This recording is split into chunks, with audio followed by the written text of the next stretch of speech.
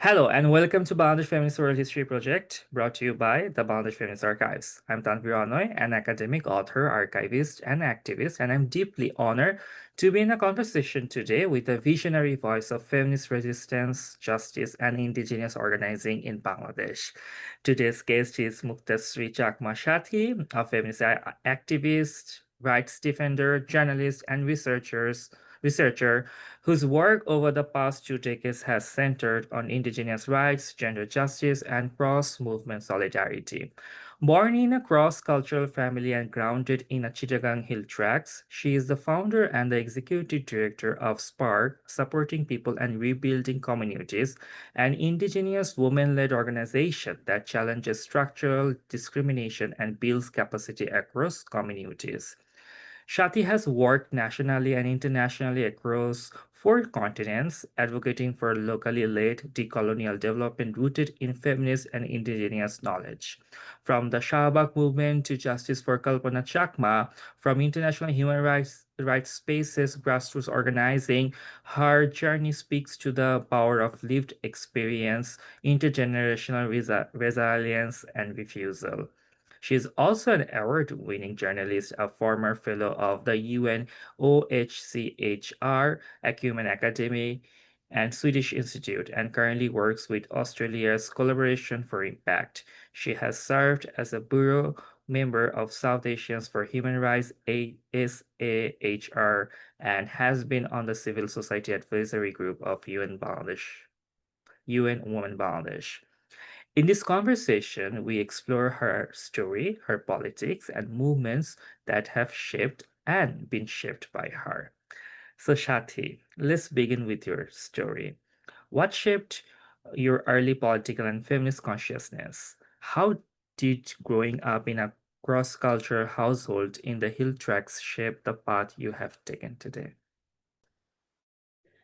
Thank you. Thank you so much, Onoy. And thank you, Bangladesh Feminist Archives, for inviting me for this session. And I hope this session will be an informal chit-chat rather than focusing on the formal discussion. I will try to speak my mind openly. I think that the early political and feminist consciousness that came to me, I would like to divide it into 2 portions. So the political consciousness is coming to me because I belong to the indigenous community people. My father is from indigenous community, while my mom is from Bengali, the mainstream community of Bangladesh. So as you said, I was born in cross-cultural family, and there is a tension between the Bengali and the indigenous people because of the long-going oppression against the indigenous people by the Bengali community. So it was interesting to grow up in a family which was very much for the message of that all humans are humans and all human being has the right to live with their rights and dignity. Growing up in Chittagong Hill Tracts, when I grew up, when I was, I'm talking about late 80s, I witnessed several massacre and genocide in Chittagong Hill Tracts area. And my dad was very much involved with the indigenous political rights movement. He was the convener of Pahari Ganaparishad, that's the political body of indigenous people, before the pre-accord area, pre-Chittagong Hill Tracts Accord time, that people widely known as the Peace Accord of Chittagong Hill Tracts.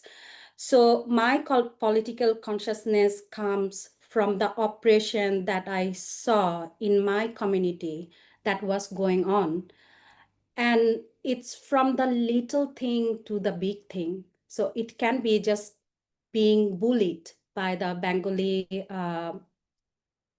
people for their accent, the way they dress, the food they eat, and then it can go up to the level of genocide and massacre. So and from that's where my political consciousness are coming. And obviously, because my father was a political activist, he always tagged us along with him to the procession, demand for movement. So that's how my political consciousness came. About the feminist consciousness, it is tied to my affiliation with the Indigenous peoples movement. So when I was a university student, I became the general secretary of Hill Women's Federation. It's a women's body of the Indigenous women. And I was the general secretary of my university. And when I was working as a political activist with this Hill Women's Federation, I came to know that there are so many ways women's are being used as an ornamental showpiece. They are not taking part in the decision-making process of the political bodies. And when I'm talking about this, it's not only happened to Hill Women's Federation, it was happening across the political organization that were active when I was in university. And it just bothered me a lot that, you know, we are in the forefront when there is a procession is happening, the women's are taking part to safeguard, protect the Indigenous brother or the Indigenous comrade that we have. But then when the decision-making process is coming, we are not being discussed. We are not the one who were taking the decision that what will be the next political step. So from that's where the feminist consciousness was coming, I would like to say, but I don't think I had the maturity at that time to call this consciousness as feminist consciousness.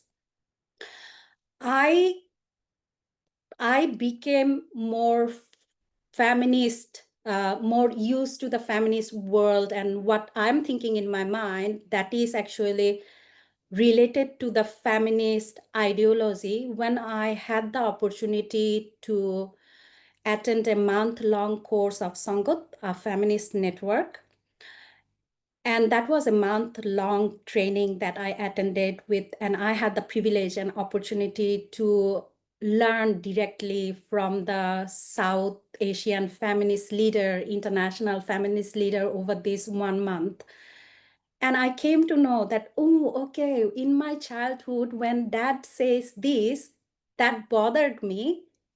But I was just being angry. I didn't know how to answer back to my dad or my neighbors, male neighbors. But now I have the capacity to answer it back, to reasoning it, to, you know, to line the logic behind, to establish my point of view. I have a voice to talk about these things. That's where I think I pinpoint that's where the feminist consciousness came to me, and I realized that, okay, I'm becoming a feminist. Thank you. Thank you so much, Shati, for sharing your story with us, your consciousness. I just wanted to make a small note that being flagged by Shati that you do not no longer work with Collaboration for Impact, right? So that is Yeah, something I really wanted to mention that. Sorry for the confusion. no worries. Okay, so you founded SPaRC, an Indigenous women-led organization that's made remarkable impact on capacity building and feminist resistance in the Hill Tracts. What motivated its creation and how has it evolved over the past decade? Thank you so much, Anna. The SPaRC was created in 2013 when the Rana Plaza tragedy struck Bangladesh. Just a bit of background information, in Bangladesh, there was a 5-story building, if I'm not wrong, that's full of garments, houses that collapsed, and thousands of garments workers died. I used to work as a Dhaka Tribune journalist at that time, and I was given the duty to cover the Rana Plaza tragedy.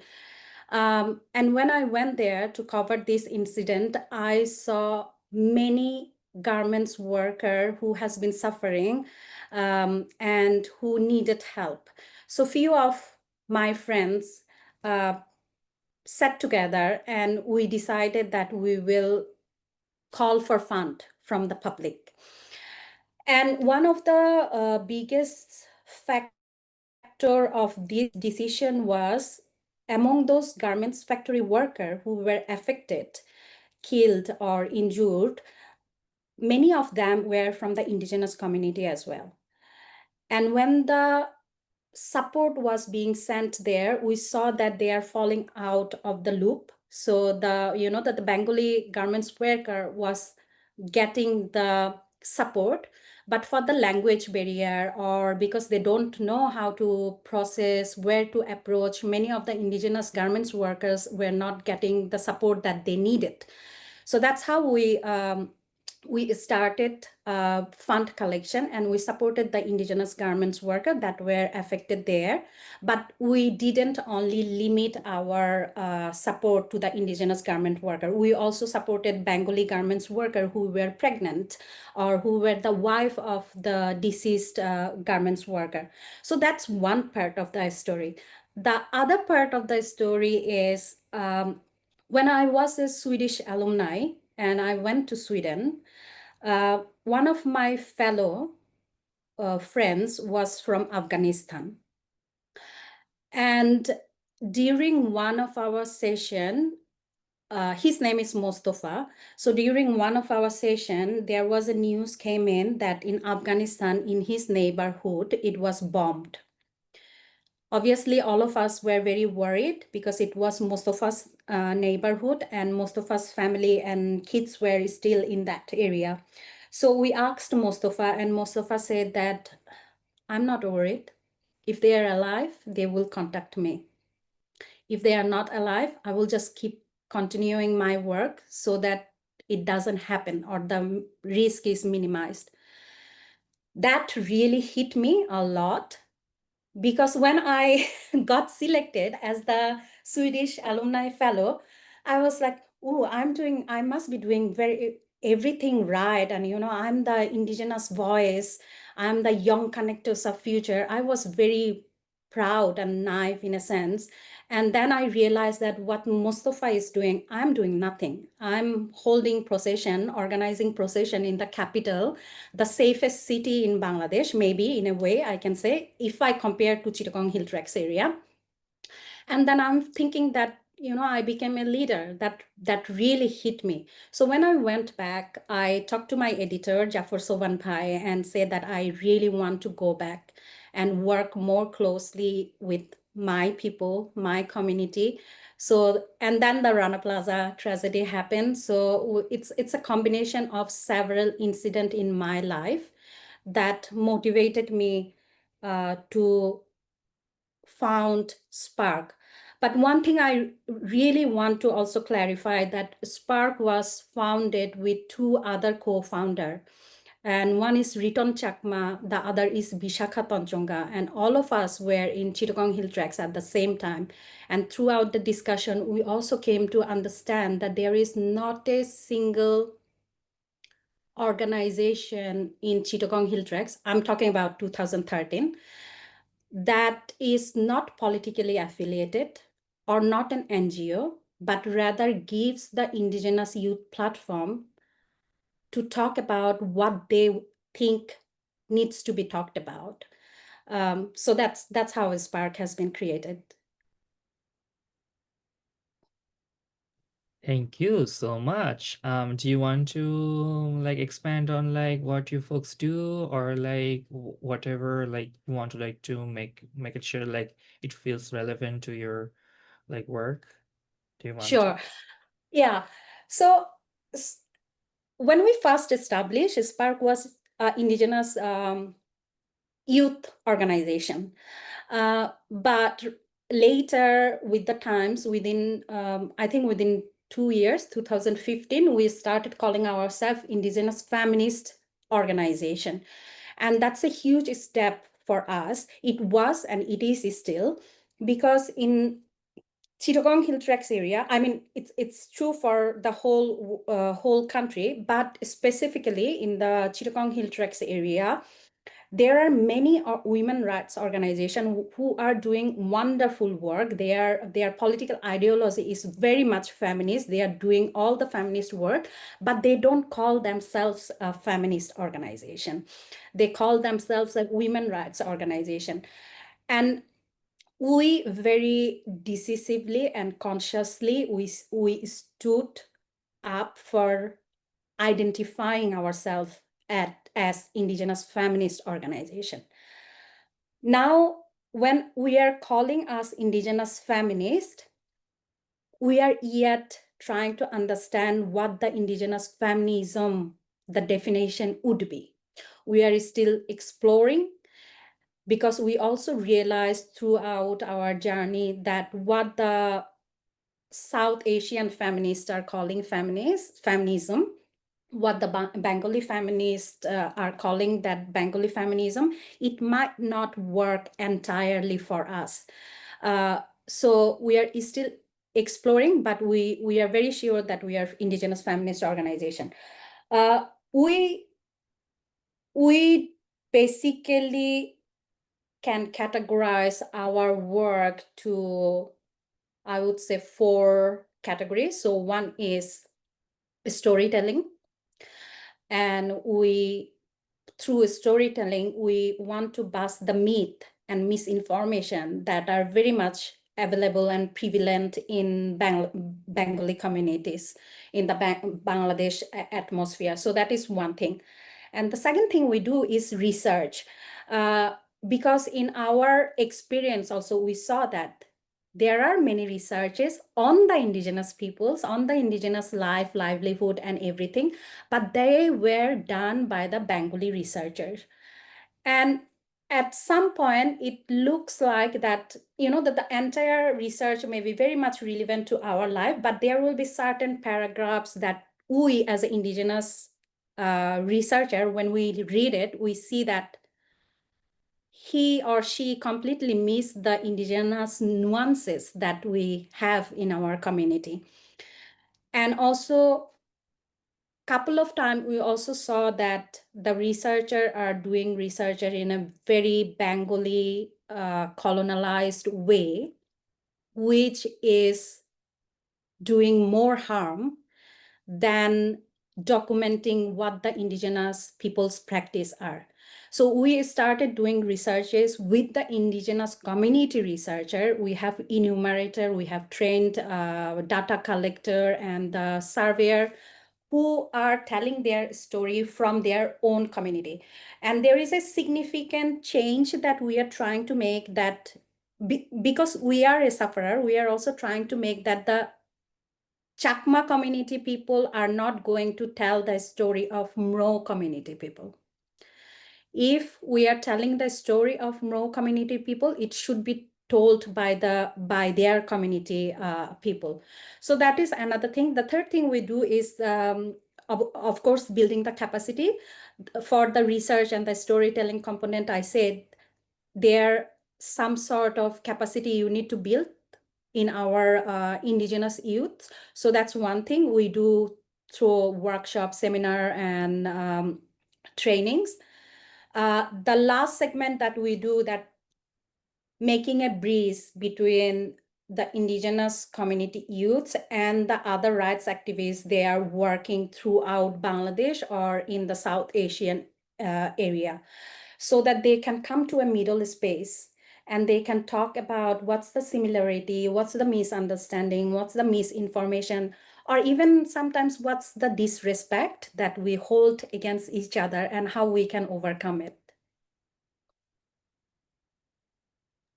Thank you. Thank you so much. And I really appreciate your work and very big fan of your work. Okay, just doing a little bit fangirling right now. So my next question is Thank to you. you. Most welcome. Yes, my next question is to you.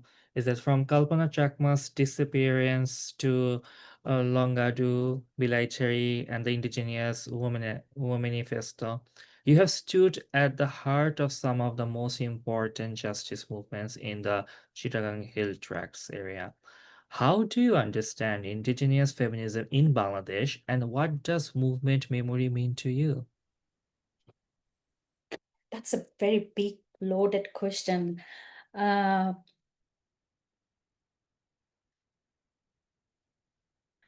I will start by telling that why I stood with those movement first.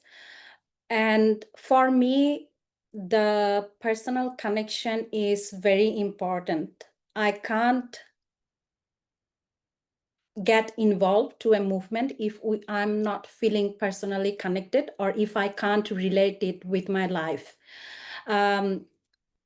I maybe will have the political consciousness or the political rightness that yes, this movement is right, but I won't be that much involved. So with the Kalpana Chakma and Longudu and Bilai, all these incidents happen in my homeland, in Chittagong Hill Tracts area. The other thing is all this incident happened against my community people, and Kalpana and the Bilai rape case particularly, they were happening against indigenous women. So there is the connection that I can make, and I was very much involved. With the Longudu massacre that happened, if I'm not wrong, in 2017, because my father actually was from that village, and he grew up in his childhood to that area. So I had lots of relatives there and the known people there, and it felt like the attack happened on my house. So that's how I stood up there. But these are only the three big stories that you are talking about, Onoy, that got the limelight of national news media. Yeah, there are so many other movements, there are so many other incidents that that I got involved with as a political activist, as a women rights activist, as a feminist, which didn't get the privilege to be covered by national news houses. So that's how I think I was there. The other thing is, you were asking that how what's the personal, how I see it as a personal and as a political, as a movement uh, memory. Two things that really gets my nerve, that one thing is movement can be stolen, and this is a criticism part of the movement that I'm making, that we saw so many peoples are against the behind the movement, not against, behind the movement, who are making the movement successful, who are making the movement big enough to have the national news media's attention. And then we see 1 or 2% will come and they will get the entire limelight. And to be very honest, I really against it. I saw it during the Kalpana Chakma movement. I saw it in Bilai rape case. I saw it in Longudu that happened. In Longudu, that wasn't that evident because there was a community that was acting like a, like a committee for addressing the Longudu issues. But for the Kalpana and for the Bilai rape case, I'm really against the personal limelight or putting one person as the leader who were leading the movement. It's not true. It was led by many people. Kalpana Chakma somehow happened to be the most well-known name in Bangladesh now, particularly after the July movement as well. And we saw how the Kalpana Chakma's quote, how the Kalpana Chakma's experience, how Kalpana Chakma's disappearance has been used in July movement, in other movement to have people's sympathy. But then when the real intervention is needed, we didn't see much attention there. Uh, For example, Kalpana Chakma's case was closed in April this year. So after that, we didn't see much involvement in the activist area, that how the Kalpana Chakma's case can move forward. It was dismissed in the Rangamati court. So there must be some other higher court that we can approach. So that is one thing. The movement memory for me, I think it's about tasting, and then it's always about trial. You never know where it will go, and you just try and test and learn from where the fault were, how you don't do the same mistake in the next movement.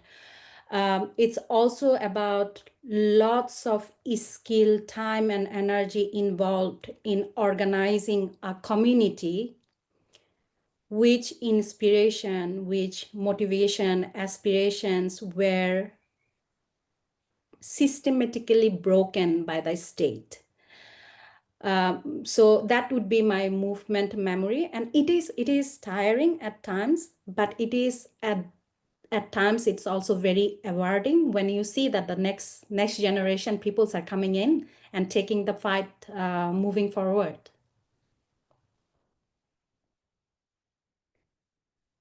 Thank you. It's very hard, right? It's very hard to talk about these situations, right? Like, and I do echo, I do echo with you that like Kalpana Chakma, the whole situation just became a lot of like on the spot right now after last year's 5th August of like revelation, right? Can you talk a little bit whenever talk about the specific incident happened during like whenever this the murals were happening or the the wall painting were happening, and they were like also dismissed, also they're like taken down. Like can you share a little bit experience with that, like how you felt that way? Yeah. Yeah. I completely agree that this is very difficult topic to talk, and also, there are so many memories and so many thoughts attached to it. It's also very difficult to answer within like 3-5 minutes of time, or even 1 hour, because it's a year-long involvement, movement, and fightings for survival for us.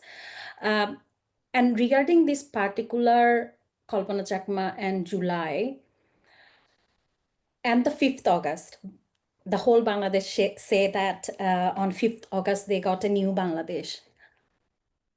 It's not true for whole Bangladesh. We didn't get, the Chittagong Hill Tracts people didn't get a new Bangladesh on 5th August. They didn't get it when in September and October there was attack on indigenous peoples in Chittagong Hill Tracts area. The first curfew that happened in New Bangladesh, it was in Chittagong Hill Tracts in September, after the new interim government came in power. So 5th August actually doesn't include CHD. And when I'm saying it doesn't include CHD, the burden goes on the Bengali majority people. It's not like Chittagong Hill Tracts people didn't want to be a part of the new Bangladesh. They wanted. And that's why in September, the procession came out. The biggest procession we had seen in our lifetime came out in September with the indigenous youths who were saying that what they want for Chittagong Hill Tracts area, just as the way that the বৈষম্য বিরোধী ছাত্র আন্দোলন, they were saying in Dhaka during the July and August. But what happened after July? We saw the same tactics of operation that happened in September when the new Bangladesh interim government was in power against the indigenous people, that we saw in July and August when the fascist government, the Aung League government, was in power. And this this mural, even the mural or the graffiti, it played a huge role in July movement. And it was playing a huge role after August as well in Chittagong Hill Tracts. From July to September, October, it was happening. And we saw that the mural were being wiped out. Not all of them. What was the mural that has been wiping out? It was Kalpana Chakma.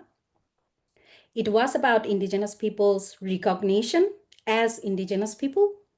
It was when the Indigenous youth says that we want demolish of the rule of army in Chittagong Hill Tracts area. And we also needs to be very we also needs to open and progressive enough to understand that the Indigenous youth didn't say that, get rid of armies from Chittagong Hill Tracts. They said get rid of rule of army from Chittagong Hill Tracts. They pledge their loyalty to the Bangladesh government, Indigenous people. They said that we don't want to be under military rule. That's the one. And there is a tie with the mural that has been, wiped out. Kalpana Chakma, who is the alleged perpetrator against Kalpana Chakma's abduction. The alleged perpetrator or the main alleged abductor is Lieutenant Ferdos, who is affiliated with the Bangladesh Army. The Indigenous people recognition, the second mural, Indigenous people recognition as Indigenous people, if it happens, if it's there, whose interests get affected? It's the Bangladesh Army, because they grab thousands of acres of land from the Indigenous community. So if they recognize Indigenous people as Indigenous people, they have to give back the land that they occupy now under the military settlement or camping or shooting range or whatever, even the tourist place like Sajik. The third mural that got wiped out, it's about the, get rid of military rule. Again, who were against it? Who was the main party that was being called out through this graffiti? It was the Bangladesh military. So I do believe, and in my personal experience, as far as I see, that Bangladesh military play completely they become something completely different when they go to Chittagong Hill Tracts, and then when they are in other part of Bangladesh. And there is the politics of fear that they want to instill it to the other Bangladeshi people that, if there is no military rule, then we will not be a part of Bangladesh. And that's a politics of fear that they play.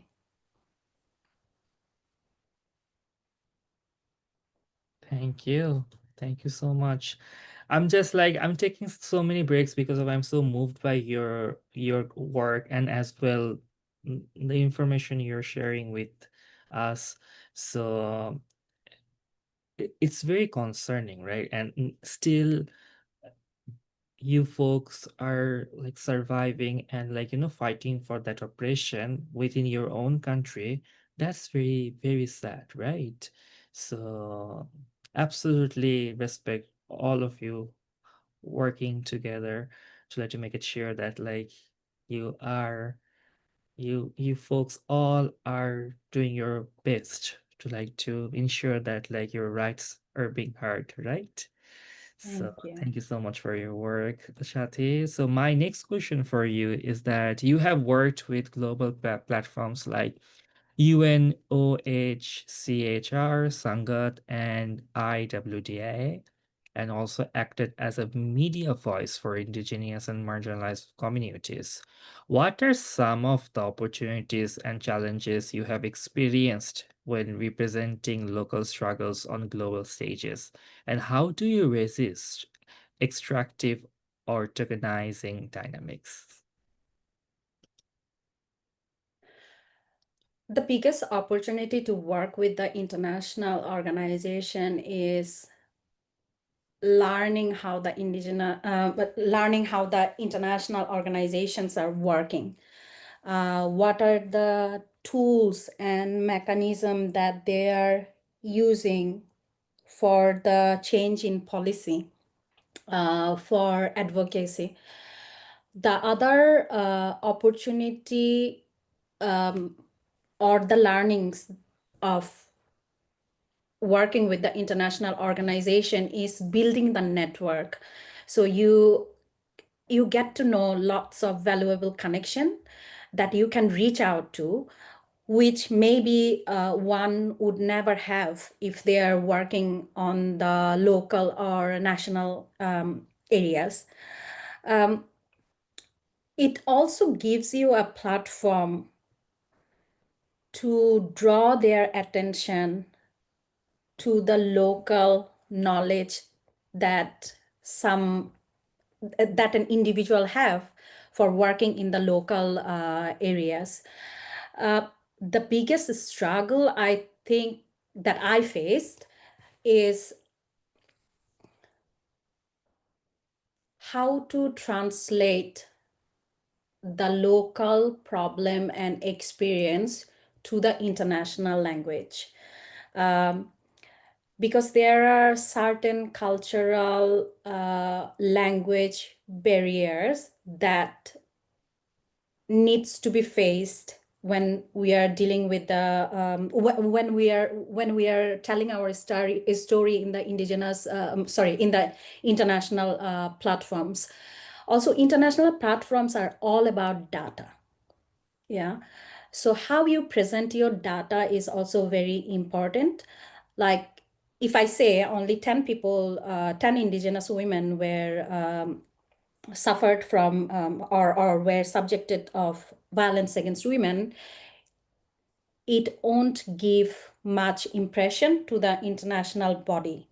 I actually have to say that, this percentage of indigenous women of the population got affected by the violence against women. So that was a challenge. The other challenge is when we are talking about number, to me, it disregard the stories that comes with the number. So if I'm killed or if I'm raped, I'm just a number that one person got raped. But it has so many other layers of a story. Like I have a kid, how the kids is dealing with this incident, or maybe I was the sole earner of my family, how it affected my whole family dimension of survival. These things are not being mentioned in the international platform or seems like not important information to have. So they are very much quantitative. Data extraction is happening. So that's the challenge that I faced. How I resist against it, I raise my voice. I have a big mouth. So I don't stop talking about the feelings that I'm having regarding any report or research is being made. So that's one point or one way to resist. But in the feminist organization like IWDA or Sangod that I worked with, there the resistance or the constructive feedback can come with showing them that the same story we can tell in a more sensitive way rather than very much data oriented. The other way of challenging the system, challenging the bureaucratic database, number-based process of working of the international organization, I think it's calling them out that you they invited me to be a part of the platform just to tick the box of, Indigenous women or women from Bangladesh, that sort of thing, and actually claim your space. Actually tell them that if you are not giving me space and if you are not accommodating my concern and opinion, then I don't see any point of being involved with this organization. So yeah, and also I think it's also finding your allies, like in the international body that you are working with, there will be 1 or 2% who understand from where you came from, who worked in the ground level, who understand all these cultural learnings. So finding out your allies can be another way to resist. Thank you. Thank you so much, Shati, for your thoughtful answer. My next question is for you is that you often speak of decoloniality, storytelling, and locational power in your work. What does it mean to practice development and advocacy through a feminist and indigenous lens? And as someone who's been building moments for over 20 years, what stories, solidarities, or struggles do you want to future generations to remember? Mhm. You can answer these questions like differently. I can ask this question again. Do you want to answer the first one that you often speak of decoloniality, storytelling, and locational power in your work? So, what does it mean to practice development and advocacy through a feminist and indigenous lens? Answer this question. Yeah, Yeah. yeah. See, I'm not an academic of on the decoloniality. Again, I come from a very much what I saw, what I experienced, and what I saw that other people around me experience, and how they are being misunderstood, and how the culture of fear is playing a big role. Culture of fear and also the culture of not understanding. See, one example that is coming into my mind is indigenous peoples are hugely misunderstood as that they are the hunter. They are destroying the biodiversity of Chittagong Hill Tracts area. They kill the wildlife there, and that's why the problem is happening. That the biodiversity is we are that the animals are being extinct, that sort of thing. And it comes with the zoom cultivation, that the shifting cultivation that the indigenous peoples also practice. So we started talking about that why certain wild animal were a part of indigenous food habits for a time being. And when even, first of all, not all the indigenous communities of Chittagong Hill Tracts are hunter and gatherer. There are like several sections. Some are hunter and gatherer, some are, agricultural worker, that sort of thing. The second thing is, even those who are hunter and gatherer, when they go, they don't wipe out the whole animals from a particular area.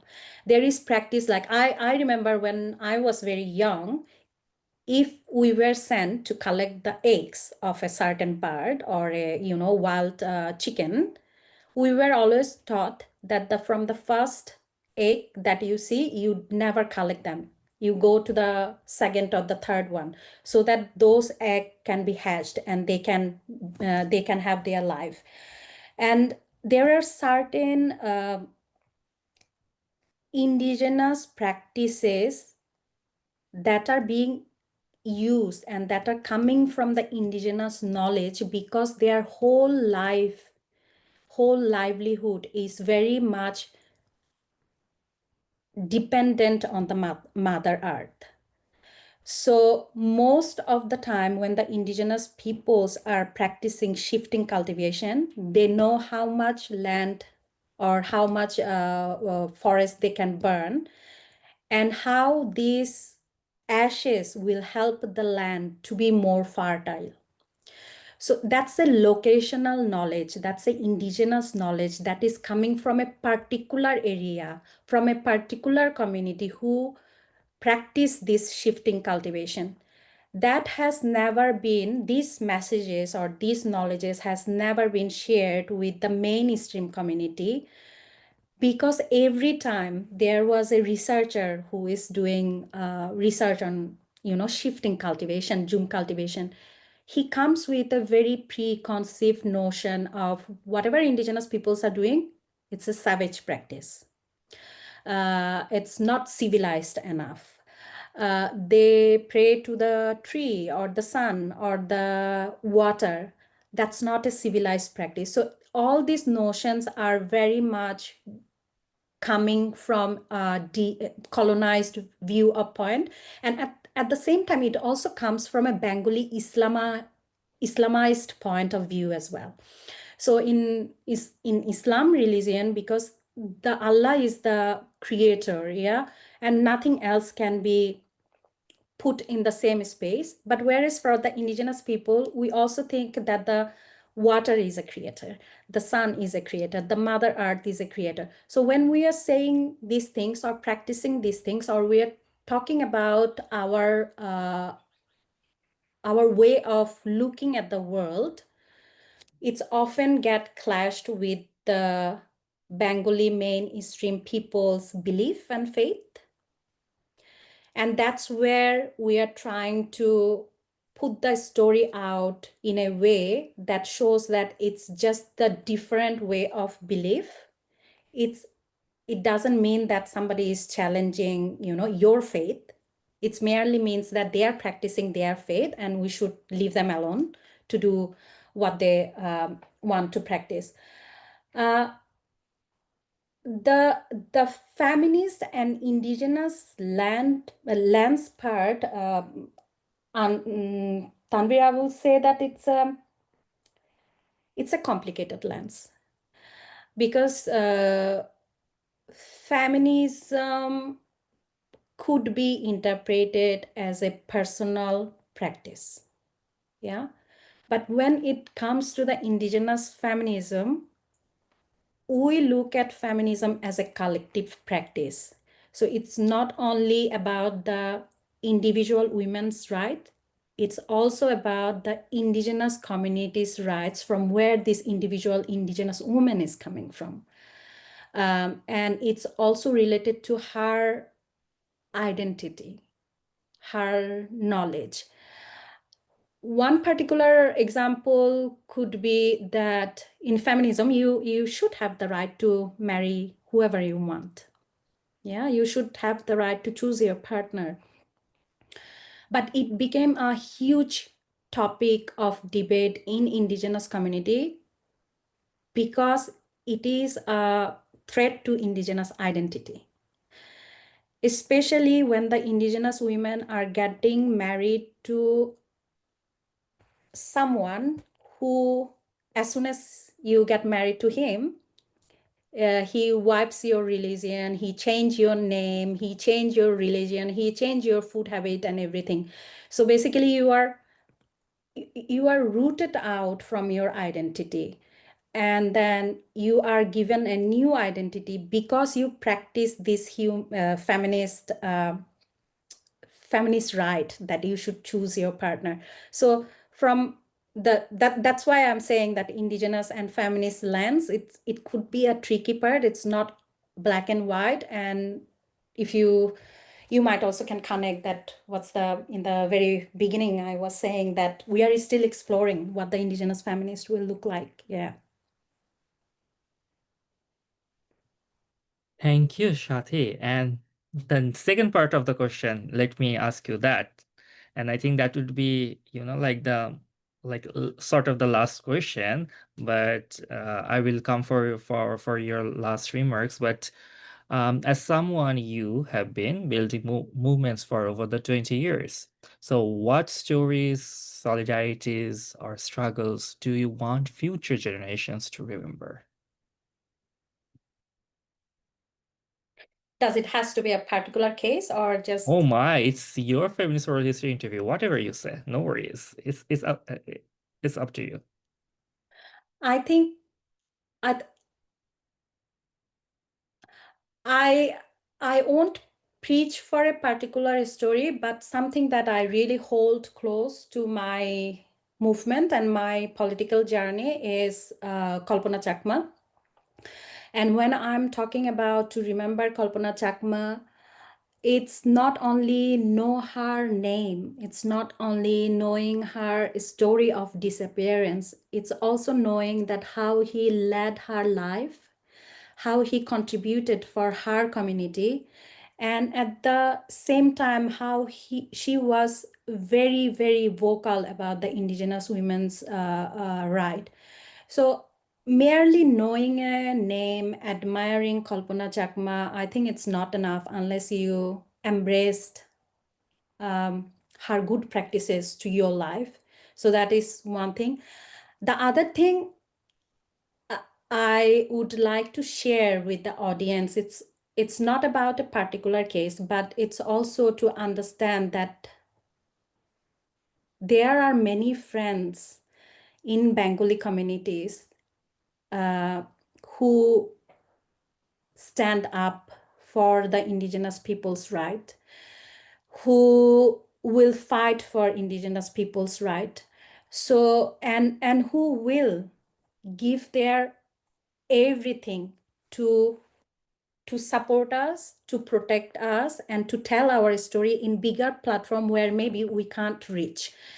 So we can't put all Bengali peoples as our oppressor. That's not justified for me. And we must remember that there are several ways of moving forward with the movement. And to me, I think imperfect allies are better than having no allies. We can talk to the allies and make them to understand our stories more.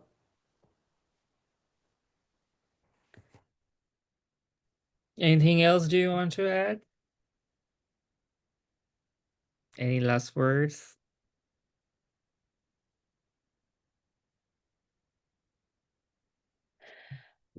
Not like a last word. It seems like I'm, Passing I'm, away. I'm sorry. no, I no, mean, no, no. anything you want to conclude your own oral history interview, your own feminist indigenous oral history interview. Um, I think I want to, Anything related political or whatever you're yeah, doing right yeah, now. yeah. Yeah. I think I want to also add that, in the feminist culture and practice, we call the spade a spade, especially when it's affecting the women's rights or the people or the the people that we are fighting for. There is a difference between calling out and spreading hatred. I sometimes feel like the younger generations are falling into the spreading hatreds more than actually addressing the issue that is bothering them. So if they don't like a particular work or particular activities that I took, they can criticize the work. But when it comes to, spreading hatred against me, then it becomes less valuable, or I might don't pay attention to what they're trying to say. I think that's one thing that we need to really learn, that, calling out something is completely different than spreading hatred. Okay, so no more hatred, right? You're very vocal on Facebook, right? So I can get that whatever you're talking about, right? And it can be very daunting. It can be very exhausting experience, right? Like all the time, encountering hatred. Yeah. So that's your final words for us. Yeah. Great. So Muktasree Chakma Saathi, thank you for your courage, your brilliance, and deep love and care with which you have approached justice, resistance, and healing across movements. Your voice in this archive honors the memory of the past struggles and lights the way for the future generations of feminists, activists, and storytellers. To all our listeners and viewers, thank you for joining us. Subscribe to the Bangladesh Feminist Archives YouTube channel and stay with us as we continue to listen, document, and remember. This is the Bangladesh Feminist Oral History Project because our stories are not only memory, they are movements. Thank you, Shati, and thank you all for being here. Thank you.